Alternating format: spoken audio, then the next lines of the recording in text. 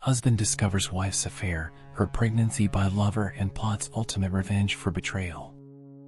I was sitting in front of the TV, acting like I cared about the baseball game. It was Saturday afternoon. Jane and I had just had the roast beef dinner she made. As she was cleaning up the dishes, I was watching the game, but only part of the time.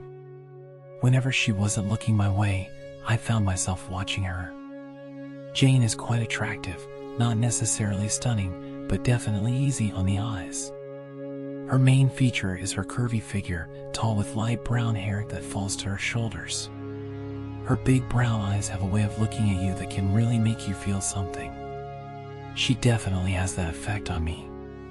We've been married for 7 years now and have 2 lovely daughters, Nancy, who's 5, and Stacy, who's 4.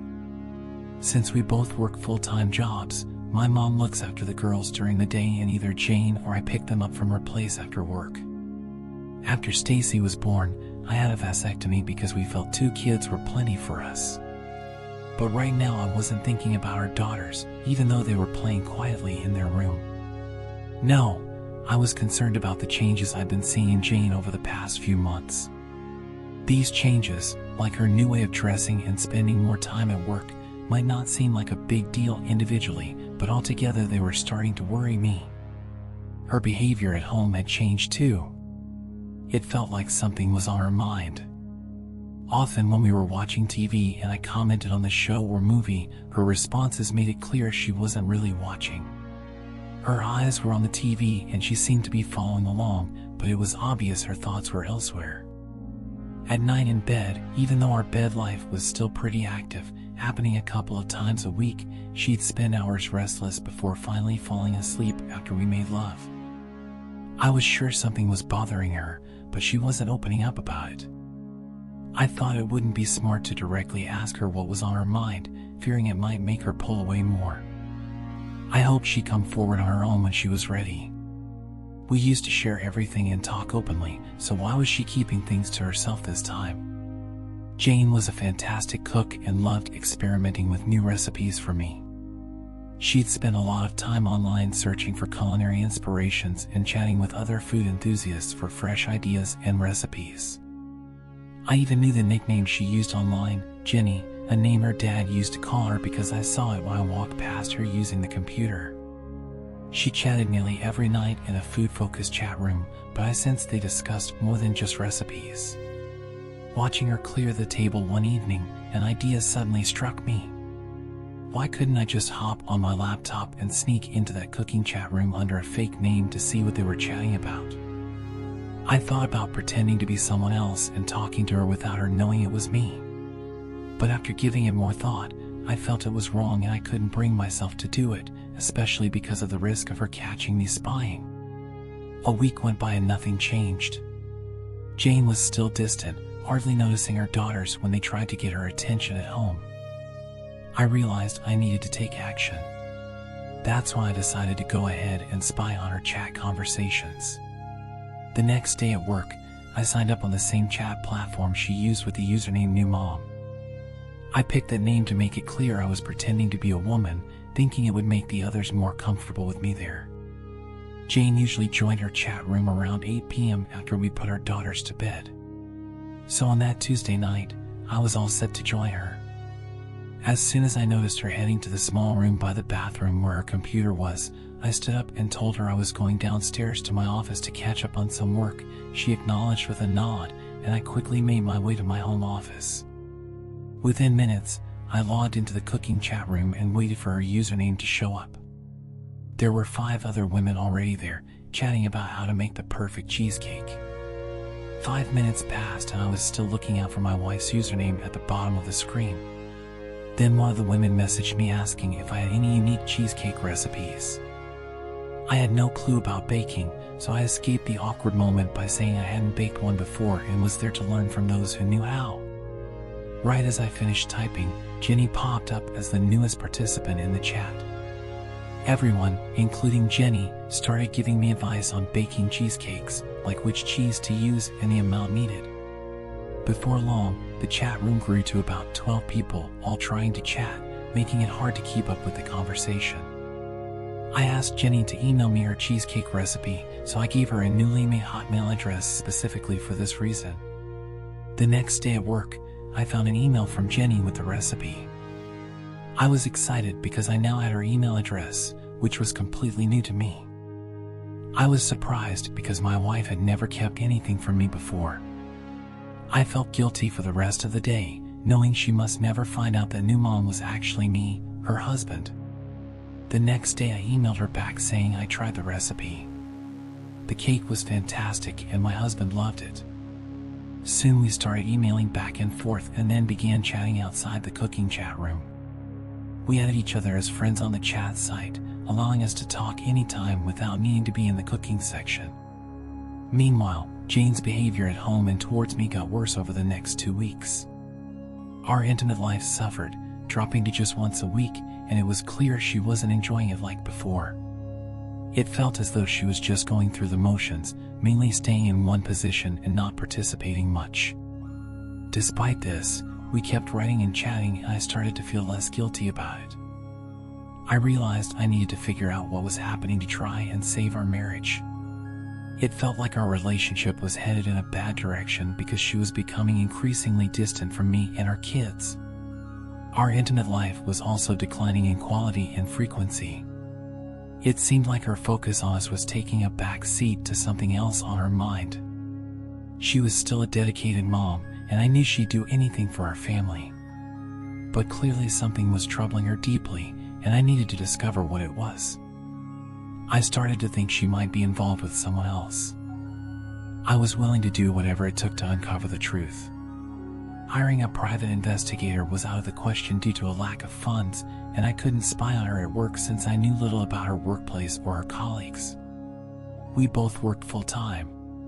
She had a large law firm and myself at a big bank, both of us sticking to similar schedules. So one night during our chat, I decided to get more personal with her. We had gotten comfortable with each other by this point, and it was time for me to start digging for information. I lied, saying my name was Lucy and that I lived in Florida right away. She mentioned her name was Jane and she lived in Ohio.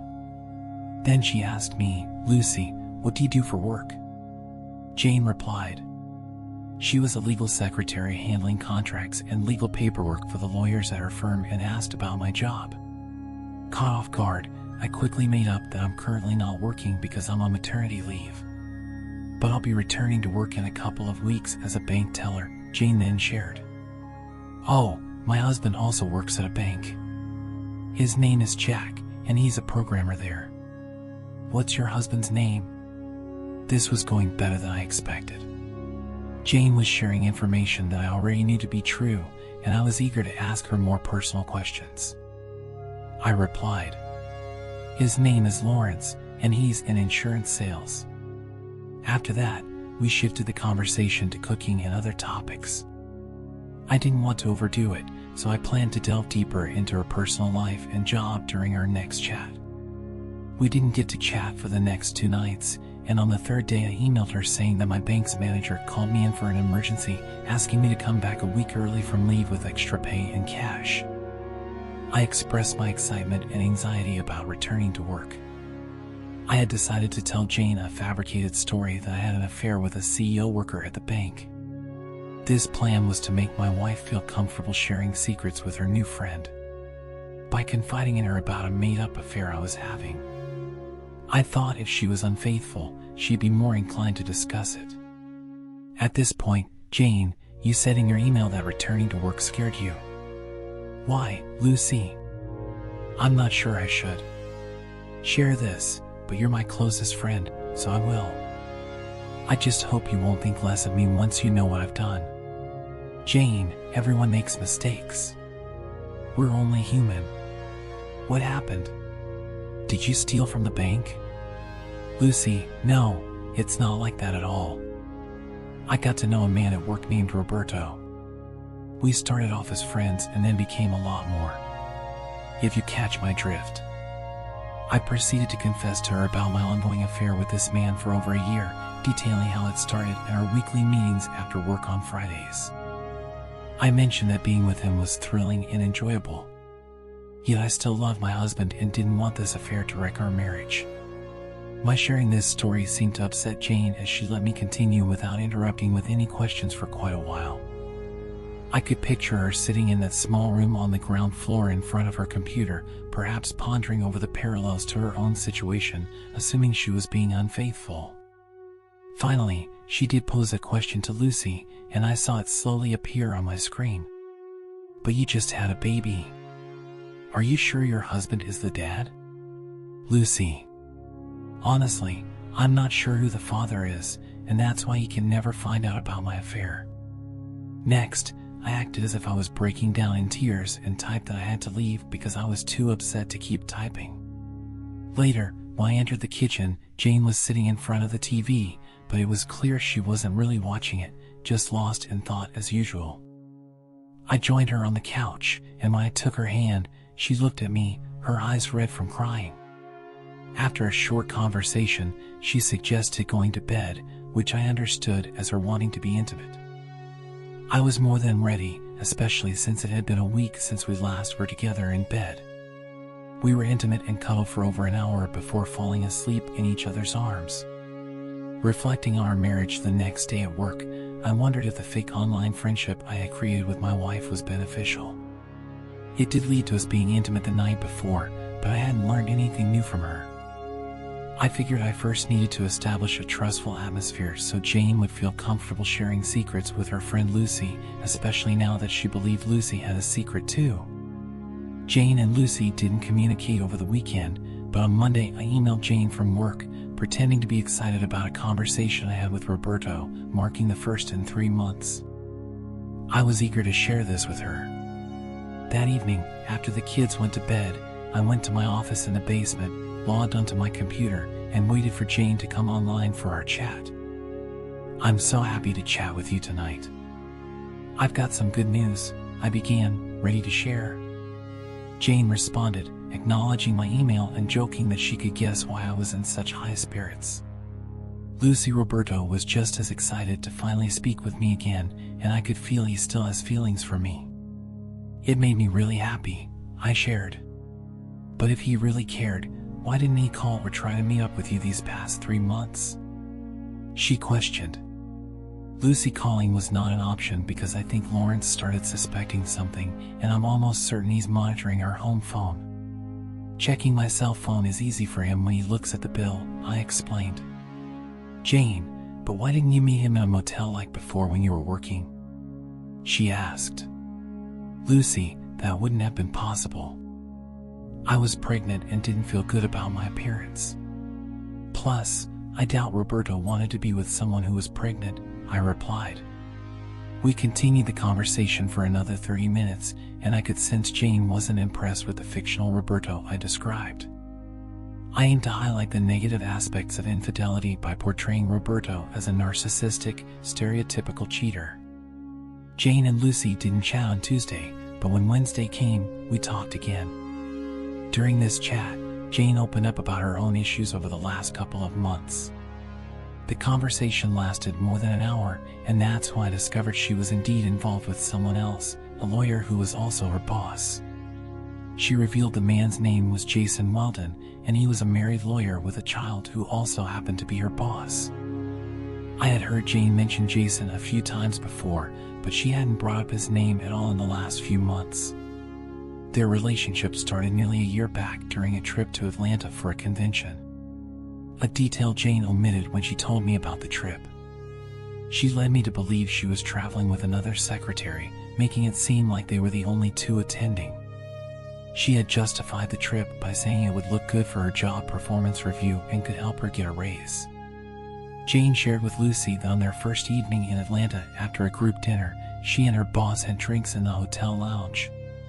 The evening progressed with an invitation to his room for more wine, which eventually led to intimate moments, despite the initial regret and guilt she felt after their first encounter. She found herself repeating the experience the next night, spending it in his room. Reading my wife's confession left me utterly shocked. I couldn't understand how she could betray our family like this. She didn't just have an affair with this guy once. She did it twice, even spending the whole night with him on the second occasion. Eager to know more, I continued to probe into her current situation with her boss, and she openly shared everything. Here's the gist. After returning from the convention, she felt awful and stayed away from him for a few weeks. However, she eventually gave in to his persistent pursuit, and they resumed their affair. Initially, they were discreet, using his office after hours, but then they started using a room at the Hilton for their trysts, meeting there once a week and also sneaking around in his office a few times a week. The rage I felt reading her admission was indescribable. I had to restrain myself from confronting her violently, but as my anger cooled, a desire for vengeance took its place. It became clear my marriage was irreparable, and my only focus was on making her pay for the damage to our relationship. Then, posing as Lucy, I inquired if she had feelings for Jason Weldon. Her response was immediate and unequivocal. She didn't love him. She professed her greater love for her husband, but admitted the physical connection with Jason was irresistible, likening it to an addiction. She confessed the affair had been going on for over a year, with their encounters happening 3 to 4 times a week, far more frequently than she was intimate with me. I remembered all the times I really wanted to be intimate with her, but she always had some reason to avoid it. However, from what she told Lucy, it seemed she was always willing and excited to be with him. She was sharing something with him that should have been exclusive to our relationship. I felt like I was paying the price while he enjoyed her without restraint. No wonder I had sensed a change in her behavior for a while. Thinking about it, I figured she might be planning to leave me for Jason, but considering he was married with a kid, I wondered if he was truly in love with my wife, if he saw her as a better match, or if the thrill of the affair was what really appealed to him. After chatting with Jane for over an hour, I felt completely drained. There were still many questions left unanswered, but I needed time to process everything I had discovered. So I excused myself, saying the baby needed me and promised we'd talk again in a day or two before saying goodbye. What should a man do when he finds out his life is falling apart? When he realizes his wife is not only his, but is also frequently involved with another man? When he hears from her that being with this man is addictively pleasurable, making it something she feels she can't give up? Sure, she claimed to love me more than anything, but how could I overlook the fact that she's repeatedly sharing herself with someone else? How is it possible for her to love our daughters and me while simultaneously betraying us? She was engulfed in a world of desire while I was trapped in my own world of suffering, agony, and neglect. I was determined to make her suffer for the damage she caused our family. The ultimate punishment I could think of was to take her daughters away from her. I planned to divorce her and fight to get full custody of her girls. For her, losing them would be the most devastating outcome. I could then relocate to a different state to make it harder for her to see them, turning her life into a nightmare. I also planned to inform Jason's wife about the affair and consider legal action against their workplace for contributing to the ruin of my marriage. But my first step was to gather evidence of her affair with Jason. Pretending everything was normal around her became incredibly hard after discovering the affair. However, she was too absorbed in her secret life to notice my despair. So for Jane, life continued almost unchanged from the past year. It had been 2 days since she last communicated with Lucy. That morning, pretending to be Lucy, I emailed her to see if she'd be available to chat that evening. She responded affirmatively, planning to meet at their regular time. I had a list of questions ready for her, knowing her answers would hurt, but needing to understand her feelings for Jason and her future intentions. I was at my computer, ready to chat before the kids were even asleep, and greeted her as soon as she logged in. "Lucy, I'm so relieved we're talking again. I've been reflecting on our last conversation nonstop," Jane said. "I hope my previous words didn't upset you too much or make you think poorly of me, Lucy. Who am I to judge you? I've done things way worse than you. We're both just human after all. Being able to talk to you about everything has really helped me. I don't have anyone else who gets what I'm going through. I usually share everything with my husband, but obviously this topic is off limits." Laugh out loud. "Do you think your husband has any clue about what's happening, Lucy?" No, he doesn't suspect a thing. He trusts me completely. If he did find out, he'd lose it. He can get pretty intense and I don't want to set him off. You mentioned before that your husband got a vasectomy after your youngest was born. Are you scared that Jason could get you pregnant? I'm not worried about that because I've been on birth control pills for over a year, ever since things started with Jason. You've got to be keeping those pills hidden, right? He can't know you're on them, Lucy. Yes, they're stashed away safely. I have a 3-month supply hidden in a shoebox in my bedroom. I take my pill every morning while he's in the shower.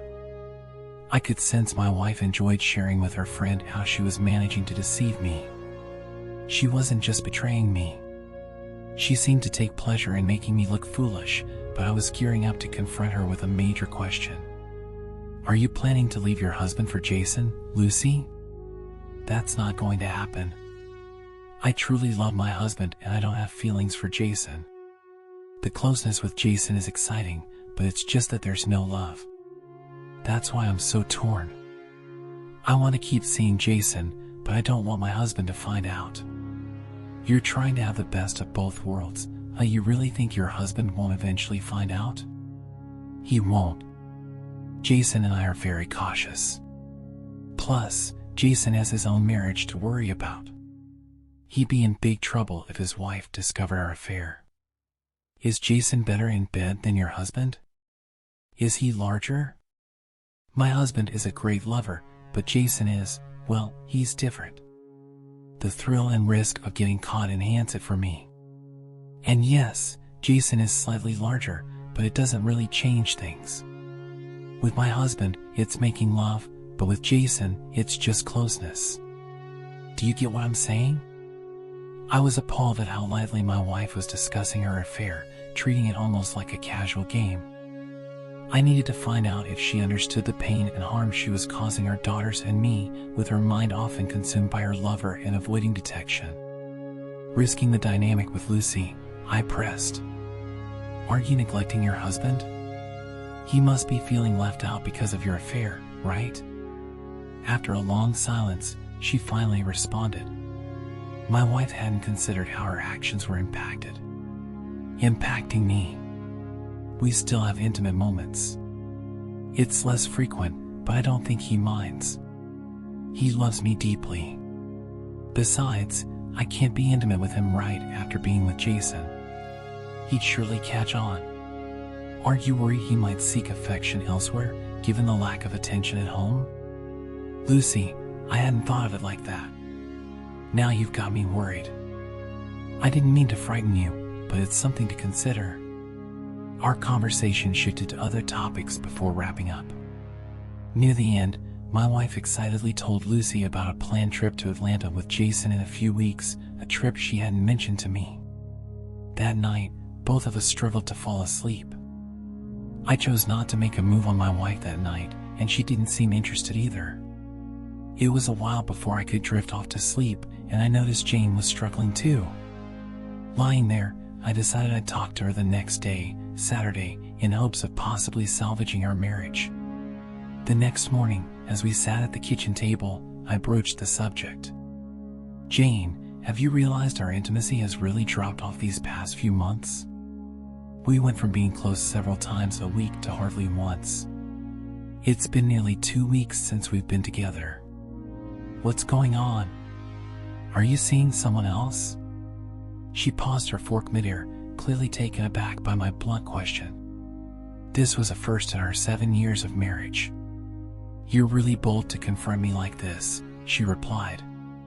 Jane usually calls me Jake, but resorting to Jack means she's upset or trying to emphasize her point. Her look was one of intense annoyance. How can you question my loyalty after all these years? I've been juggling work and home, and it's natural for our physical relationship to cool off a bit over time. I think it's unfair for you to even suggest such a thing. I'm not accusing you outright, Jane, but you've changed significantly this past year. Even our daughters feel it. They hardly come to you with their issues anymore. They come to me. Her reaction grew even more furious. At that moment, I realized it was futile to try and discuss our issues any further. We only have 24 hours each day, and I can't always be there to tend to every need of our kids. It's only right that you pitch in too.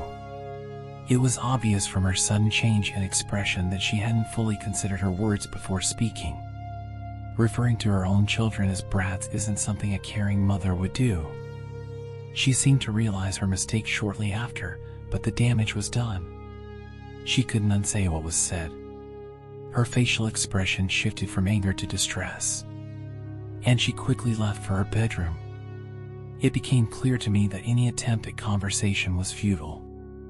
Often people resort to tears to escape a conversation that's not going their way, so I let the issue drop for the time being. That Saturday afternoon, Jane went out shopping, a routine for her each week. I suspected she was probably looking for something new to wear for her trip with Jason to Atlanta. With her out and the kids preoccupied in their room, I decided to search our bedroom for her birth control pills. It took me about 15 minutes, but I found them in her closet, just as she had described to Lucy, hidden in a shoebox with a pair of shoes. The pills were in a plastic case, and there were 2 more sealed packs in the box, indicating she had been on them for a year, likely starting around the time her affair with Jason began. Knowing I had a vasectomy, she would have no explanation for a pregnancy other than admitting to the affair. A mix of sadness, anger, and pity washed over me at that moment. She wasn't the loving wife I had married 7 years ago. Where had the woman gone who used to care so deeply for me? It felt like I had lost her forever. Holding the pill dispenser, I pondered the future of our family and what this meant for our daughters. I now realized that my marriage had come to an end, yet I was certain I couldn't let my daughter stay under her sole care. Tears overwhelmed me as I sat on our bed, clutching the open pill case. Despair soon took over my sadness, followed by a strong desire for revenge against both my wife and her lover while sitting there, teary-eyed and upset. A plan started forming in my head. It was a harmful scheme, far removed from anything a kind-hearted person would consider. But my heart no longer had space for mercy or forgiveness. Bitterness and anger had consumed me. I carefully removed a pill from the case, then took my daughters over to my mother's place before heading to a pharmacy. I spent half an hour scanning the shelves for exactly what I needed and ended up choosing 2 types of white round pills similar in size to my wife's birth control pills. The label on one bottle indicated the pills were for liver issues, while the other was baby aspirin. After purchasing them, I compared these new pills with one from my wife's pack at home.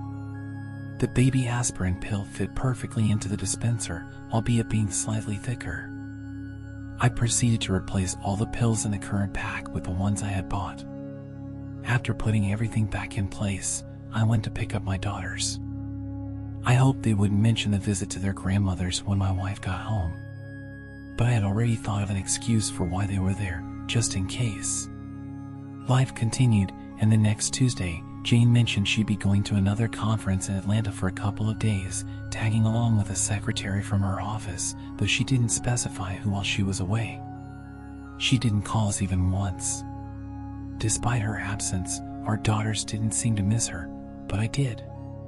The day after she left, I used a payphone to call her workplace, asking for Jason Weldon, only to learn he was also out of town, expected back the next week.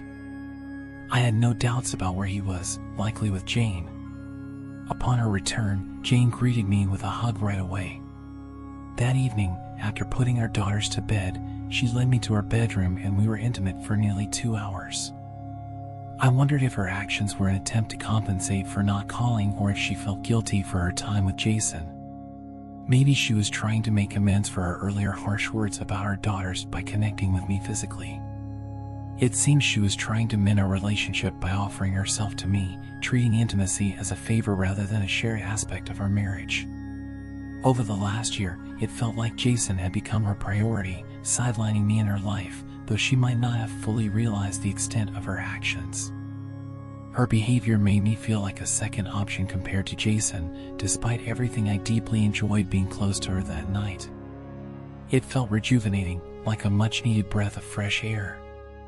For me, being intimate with Jane was always amazing, and despite my love for her, I was still set on getting back at her somehow. Jane and my fictional persona Lucy kept up their bi-weekly conversations. During these talks, I pretended to rekindle a relationship with an imaginary Roberto, sharing fabricated stories of our encounters to provoke Jane into revealing her own experiences with Jason. This strategy was my way of uncovering what she was up to with her affair. Shockingly, I found out she was doing things with Jason she'd never done with me, leaving me heartbroken. Her actions contradicted her claims of loving me more than anything. I couldn't understand how she could profess such love while treating me with growing neglect and indifference. Despite altering her birth control pills, I continued to monitor the stash to see if she was still using them, noting a daily decrease. Once she used up a dispenser, I would swap out the pills in the new one she started. A few weeks later, I noticed a change in Jane. She became more attentive to me and our daughters, showing more warmth and presence at home. However, about 2 weeks post her trip to Atlanta, she came home visibly troubled one afternoon when I inquired about her distress. She burst into tears and retreated to her room. Although I had suspicions about the cause of her upset, finding out she hadn't taken her birth control for the last 2 days confirmed it. Jane was pregnant, which is why she stopped taking her daily birth control pill. As soon as I could, I swapped the aspirin I had placed in the dispenser with the real birth control pills I had stored in my office. I did this just in case she tried to return the pills, complaining they didn't work as expected. Things were starting to escalate, and I anticipated that it wouldn't be long before the consequences of her 15-month affair began to severely impact her. The brief moments of joy she found in her lover's arms were not worth the upcoming anguish and distress. Despite my attempts to get her to talk about what was troubling her, she wouldn't confess to her affair or her pregnancy. Even if she had come clean then, I still would have pursued a divorce and fought for sole custody of our daughters. But it would have stopped my quest for revenge right there. Instead, she continued to deceive me, even with a child that wasn't mine growing inside her. I wasn't yet ready to reveal that I knew about her affair and pregnancy. I needed more evidence of her infidelity since I planned to sue her employer for contributing to the demise of our marriage. It had been a couple of weeks since Jane last spoke to Lucy, since just before her trip to Atlanta, and I was curious if she would share news of her pregnancy with her fictional friend. As soon as I noticed her getting on her computer after we had put the kids to bed, I dashed to the basement to start chatting with her online.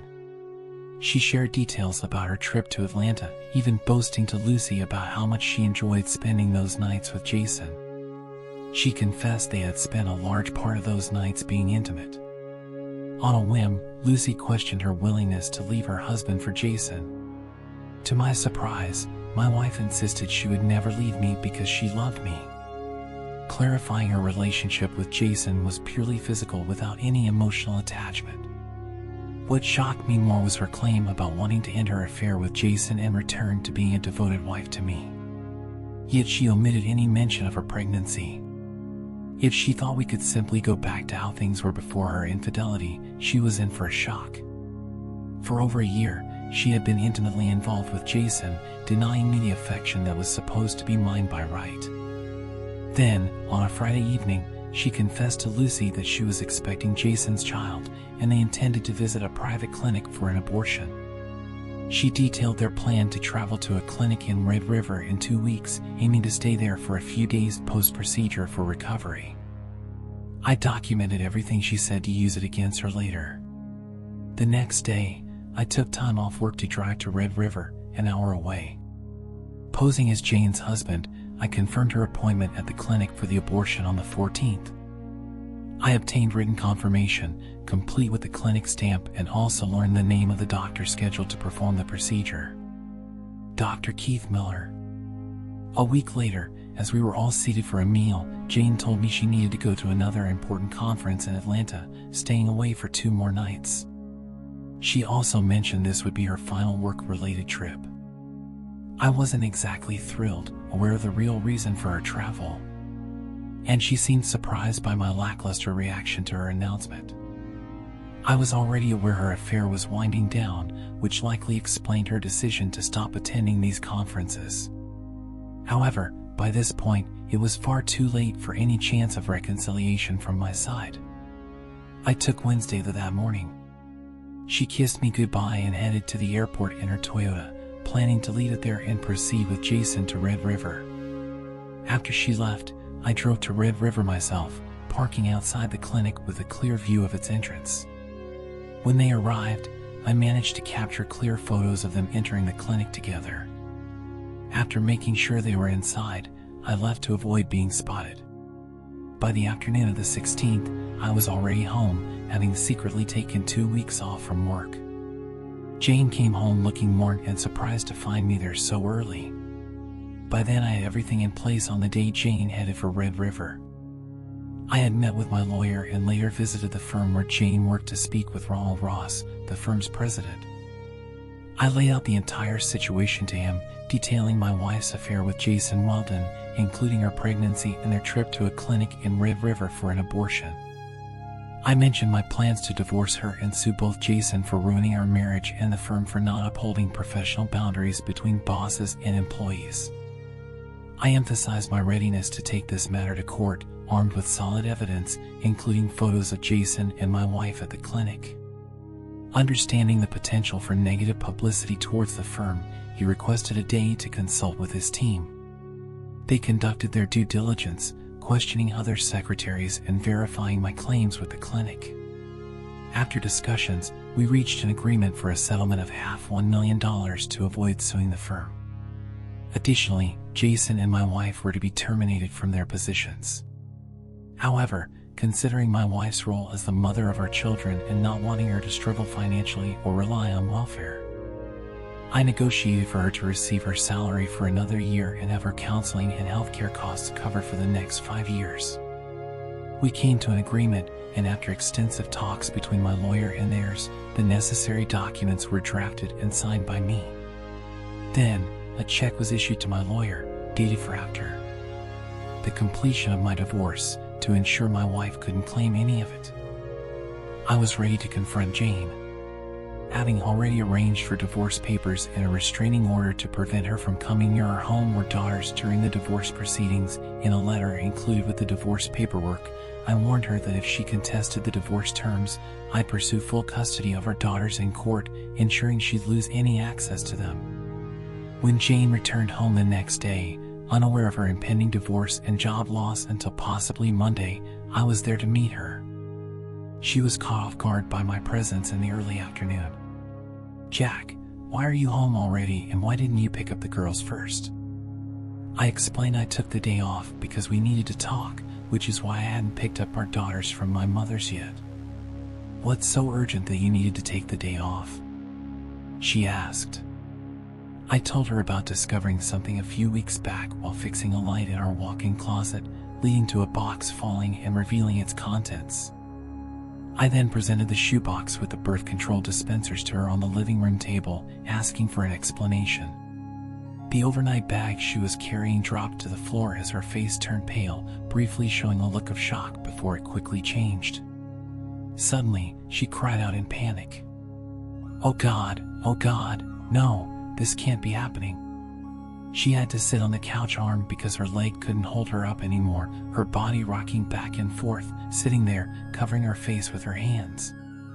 She looked truly pitiful. "So, my loyal wife," I continued, "can you explain these pills? Why are you scared of getting pregnant when you know I had a vasectomy after our second child? Unless, of course, you've been unfaithful." "Jack, listen, please, I can explain. You're making this seem much worse than it is. Just hear me out," she begged, her face full of worry and fear, lips quivering and hands shaking, her eyes watery and begging. Despite her pleas, I continued to confront her about her cheating. "You've been unfaithful for who knows how long, and now you think you can just explain away all the deceit. I don't love him, Jack. It's over. I've always loved you. We need to talk. There has to be a way to fix this," she pleaded, tears staining her blouse, her eyes red and swollen from the stress and emotion she was under. "How can you claim to love me when you've been having an affair? You've broken our marriage vows, betrayed me and our daughters. I'll tell you everything. I hope you can understand, Jack. This happened out of the blue, and there was never any love involved. Yes, we definitely need to talk. You owe me a thorough explanation, especially about your so-called business trip to Atlanta, or more accurately, to Red River. The shock on her face could not have been greater if I had physically struck her. She stared at me, speechless, her mouth agape and eyes filled with fear. She attempted to speak, but no clear words came out. Yes, Jane, I'm fully aware of the Red River trip and the real reason you went there. Care to fill me on any details I might be missing? Suddenly, she fled to her room in tears. I stood there, contemplating whether to follow her, concerned she might harm herself, but I found myself unable to check on her. She remained in her room for 2 hours, eventually taking a shower after a lengthy period of crying. When she emerged in her long gown, the toll of her emotions was evident on her face, which bore the mark of deep suffering. Seated across from me at the kitchen table without meeting my gaze, she asked, "Jack, what are you going to do?" "I don't want to lose you. I'll do anything to make it right." "I think it's a bit late for that," I replied. "Remember the months I spent trying to reach out to you, how much I wanted to be close to you. I would have done anything you asked, but you were reserving yourself for your affair, denying me what was mine by right. You've been eroding the love I have for you, Jane. Now there's hardly anything left." She broke down again, her head buried in her arms on the table. "Forgive me, Jack. Please tell me you still love me," she pleaded. In that moment, part of me wanted to comfort her. Despite everything, my love for her was as strong as ever, but I knew acknowledging that would be a mistake.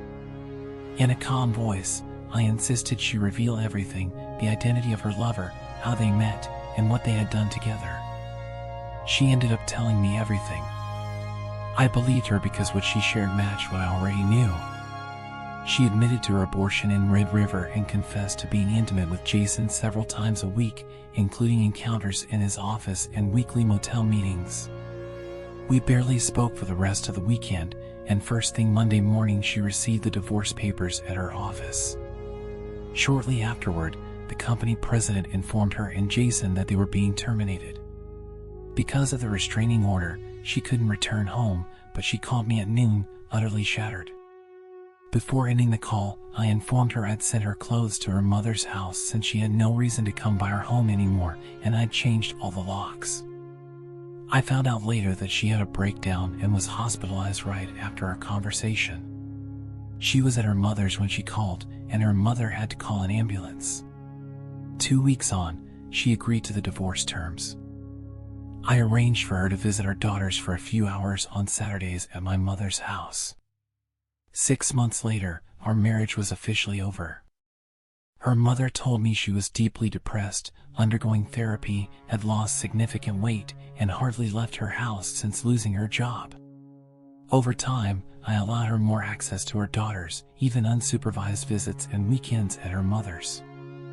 I noticed the girls were growing closer to their mother, foreseeing potential issues. A year post-divorce, my mother's cancer diagnosis meant she couldn't look after the girls during work hours. Jane reached out, offering to take over the caregiving role for our daughters during my work hours. "Jane, I'm not sure what to think. Is that really a practical idea? Your parents' home is almost 30 miles away, and that daily commute could be too exhausting for the kids.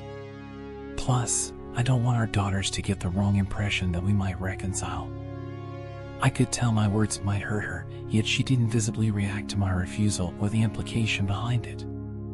I declined her suggestion outright, recognizing my own inability to provide full-time care for our daughters and my financial constraints against hiring a nanny.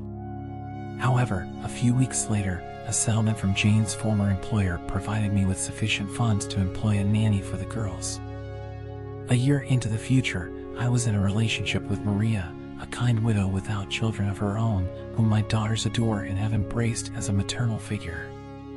Gradually, I moved on from Jane, limiting our interactions to only the time she visits the girls.